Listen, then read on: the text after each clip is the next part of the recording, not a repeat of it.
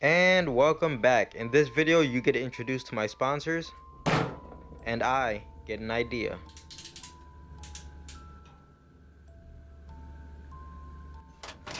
Here I have a set of specialty measuring tools, and it's not really such a big deal here.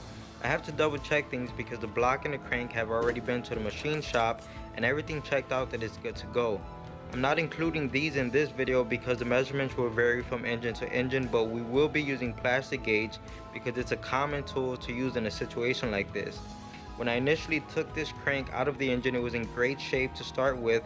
I just took it over to the machine shop to get a second opinion from the pros, and they even polished it up for me.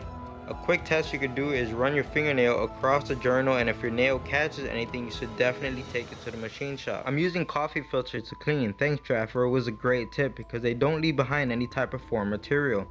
Just apply some mineral spirits or brake parts cleaner, which is what I'm using here, and it does a great job.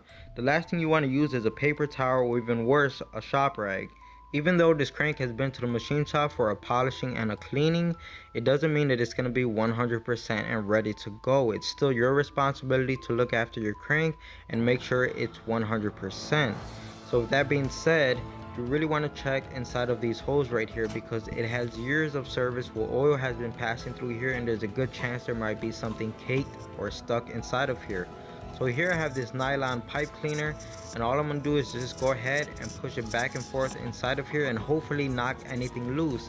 In my case, I did get a little bit of I'm not really sure what it is actually, but there is something did fall out. It's probably just old caked on carbon or oil or something, but it was enough to make me keep pushing forward, check the rest of them, and after I was done checking all of them, I did get a little bit more stuff fall out, and then just go ahead and give the crank one good cleaning with brake parts cleaner.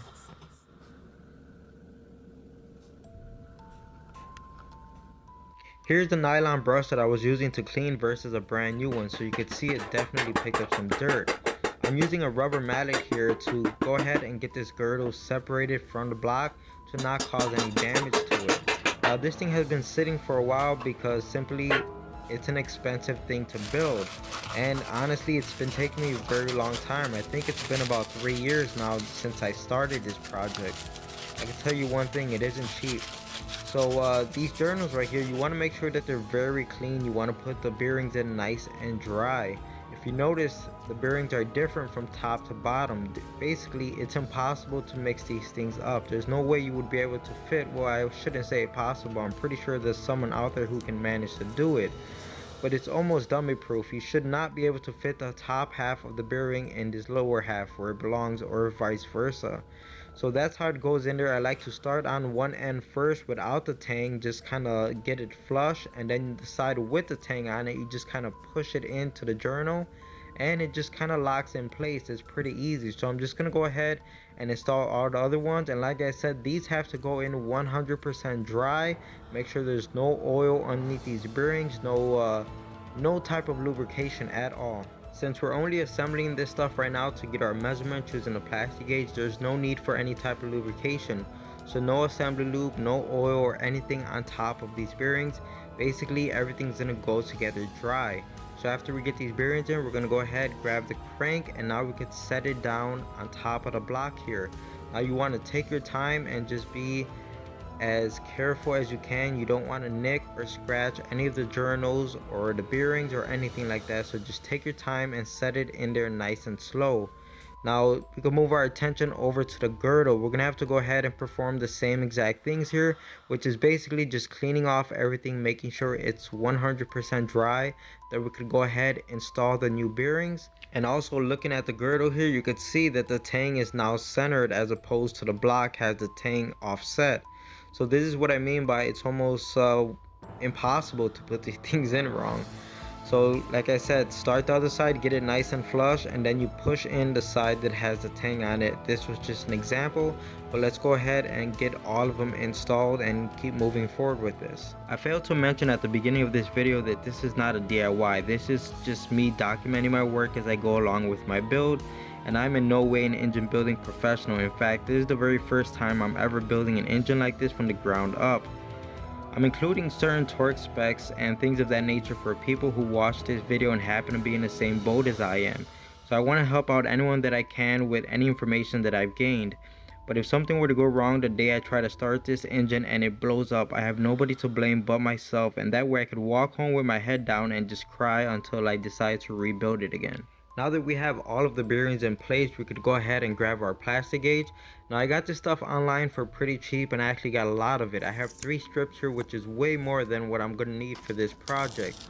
But if you open it up, you can see the plastigage inside of here, and I'm going to cut off about 1 inch or so, and you just basically want to fit it to each journal that's on your crank. So we're going to go ahead and set it right here, basically at the 12 o'clock position on your crank, and you're going to cut out a piece for every journal and just set it right on top. And you want to be careful not to drop any of these things.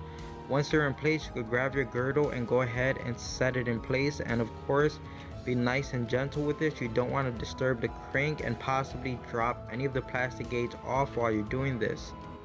Now that we have the girdle in place, we could go ahead and grab all of our fasteners and start setting them in place also. The ones that go down the center are the mains, and you're supposed to have oil on all of these threads. Initially I forgot it, which is why I'm pulling out each fastener one at a time and applying a thin fresh coat of oil on all of them. Once we get all of that set, we also want to put in all of the fasteners that go around the perimeter of the girdle itself. Basically, we're going to go ahead and torque this thing down as if we were torquing it down for the final time, and it's going to stay there. But it's important that you follow the correct torque specs and the torque sequence in order to get the correct readings on the plastigage. For a job like this, you really want to make sure the torque wrench that you're using is calibrated. This is a fairly new torque wrench and I've only used it for one other job, so I'm pretty confident that the calibration is correct on it. Now these fasteners on this engine is a 2-step process. We're going to have to torque them down initially, and then we're going to have to turn them a certain degree for each fastener. Now the easiest way to do this is just go to your local auto parts store and they sell a degree wheel, and it's basically just going to attach to your ratchet or your breaker bar, and it's going to let you turn each fastener to whichever degree you're looking for, and it's what I'm doing here. You really do have to be careful with these degree wheels because they have a tendency to move while you're trying to turn, and if that happens, well, it's already thrown off your degree that you're trying to achieve. So what I found that works is just hold the tool with your left hand while you turn your ratchet with your right hand. And now we're going to go ahead and start tightening all of the fasteners that go around the perimeter of the girdle, since all of the mains are already all tightened and torqued down to spec. Now that all of the torquing sequence on all of the fasteners is complete, now it's time to disassemble again. And you don't want to use any power tools or anything like that. Just take your time, use a regular ratchet. I'm going to start removing all of the fasteners that go around the perimeter first. Once I get those loose, then I'm going to start loosening up all of the mains in the center. And with the ones in the center, you just want to take it a little bit at a time. Like, you don't want to loosen one fastener 100%. You just want to turn it a little bit, move to the next one. And there's even a sequence. The sequence that you tighten, or the order that you tighten the fasteners in, is the same exact order that you should loosen them in. So you just don't want to start, working your way one at a time going down the row. You want to follow that same exact sequence that you used to tighten them in the first place.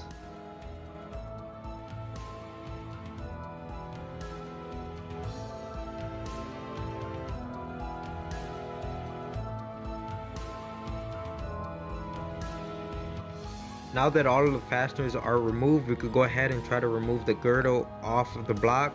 This can be a little tricky sometimes, but there are provisions for it. As you can see, I'm putting a flathead screwdriver in here, and on the other side of the block there's also another location for a screwdriver. And that's just basically so you could pry and it'll help you get things started. And once again, I'm gonna have to pull out the rubber hammer or the rubber mallet, whatever you want to call it, and we're just gonna give the girdle a few hits and get it to come off. You don't want to go crazy with it. For a second here, I actually grabbed the crank right here, and I noticed I was making a mistake, so I let it go very quickly. But yeah, just grab your rubber mallet and start tapping around the girdle until it breaks loose, and then you could carefully pull it off. I do apologize for cutting the video short right here. Initially it was supposed to be one video, but due to space limitations on my cell phone, it would not let me export a 5 GB file, so I had to cut the video in half.